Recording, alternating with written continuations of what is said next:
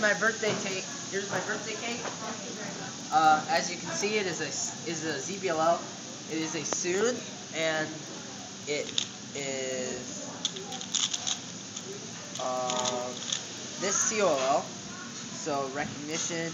These two are opposite. These two are matching. So hold it next to this right here. The case. So we can see it. The case is right here. It's specifically the red bar right there. Right. And this is actually on algb.net. This is ZBLL number 14. Number 14? Yeah. Yes. Oh, that's why you picked this. Okay. Yeah. So I don't know it. So I wouldn't do that to get an R firm. I would actually do that, which gives me an A firm. But I'm gonna learn it. I'm gonna learn it tonight. I'm gonna learn it tonight. Okay. And I'm gonna follow up this video. Good. And you know what? Maybe we'll do ZBLL number 15 next year for your birthday. To you.